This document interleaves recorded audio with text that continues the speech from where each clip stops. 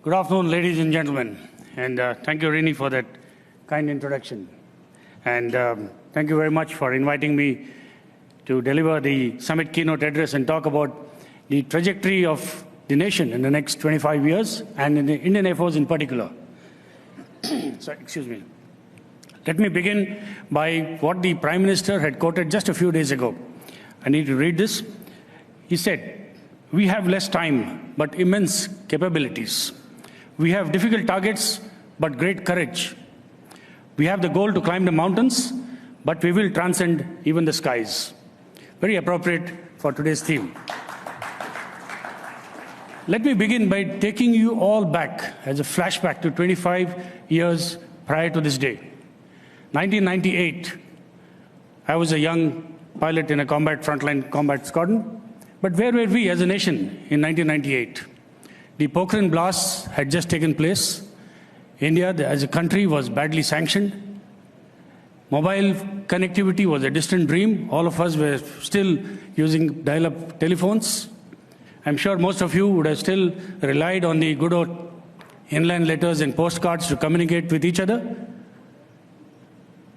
The PSLV rockets were just launched a few years prior to that. India's GDP was a little above $400 billion. This is where we need to realize where we were 25 years ago. If we allow us to comprehend, this will allow us to comprehend the kind of leap that is going to take place in the coming 25 years. Not to forget, we are also all 25 years older, but we have adapted to this technology. Today, I'm sure all of us, in all of our households, from the grandparents to the grandchild, everybody is on a common WhatsApp group. Everybody has learned how to use technology. So I'm confident that in the coming 25 years, or when India celebrates its 100 years of independence, everybody, the whole nation will be technologically savvy.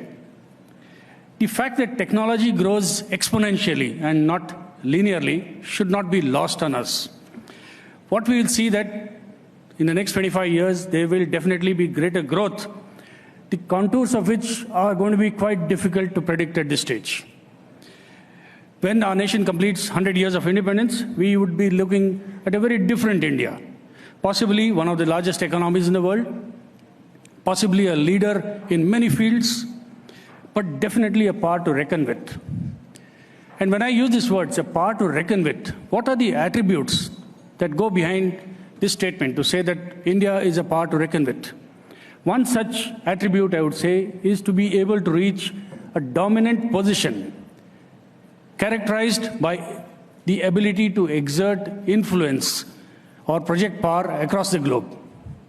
This can be done through a combination of all the means at the hands of the government: the economic, the political, the diplomatic heft, the cultural well-being, the soft power. All these are engines which are going to drive us towards reaching a position where we are a country to reckon with.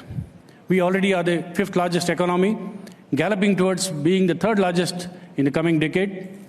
We also have now reached the distinction of being the most populous nation in the world.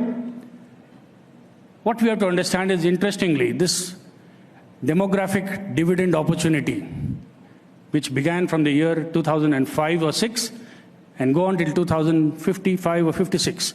This 50 years is going to see that our nation will have the largest, youngest population in the world.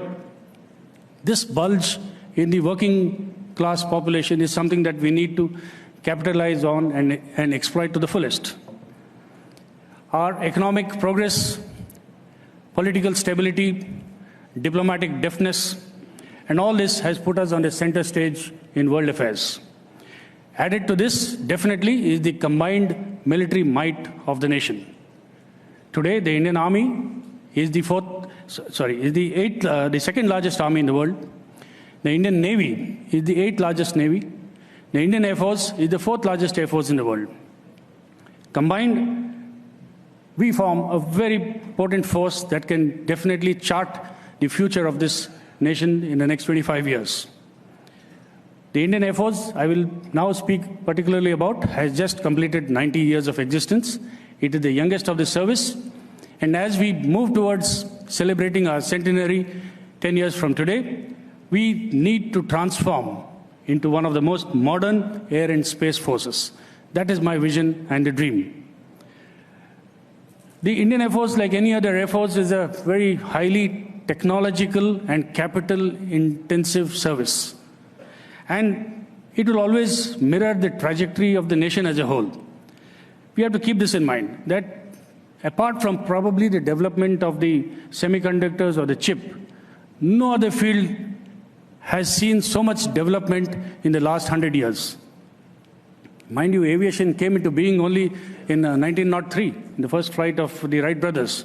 So in the 100 or 120 years that have gone by of aviation history, the kind of transformation we have seen is only seen, like I said, in the semiconductor industry. Evolution has taken place from small biplanes to now exploitation of space in all its domains. So this is just a glimpse of things that have happened and what we can expect in the future. Where is the challenge going to be? In my opinion, the challenge is going to lie in indigenous development, design, research, and production of these capabilities that will take us into the 100th year of the Indian Air Force's existence. For example, development of new generation aircraft, weapon systems, radars. This will all require an all-of-nation approach. No single entity will be able to achieve what we desire to possess, the capability that we are looking forward to in the next 25 years. It has to be an all-of-nation approach. We need to focus on research and development with the aim to manufacture on our own, rather than mere indigenization of a few foreign or a few imported components. The focus has to remain on ability to design, develop, and manufacture in our country. And in this respect, I must say that the government has taken large steps in supporting the Indian companies and academia with the necessary policy formulation and by providing a conducive environment.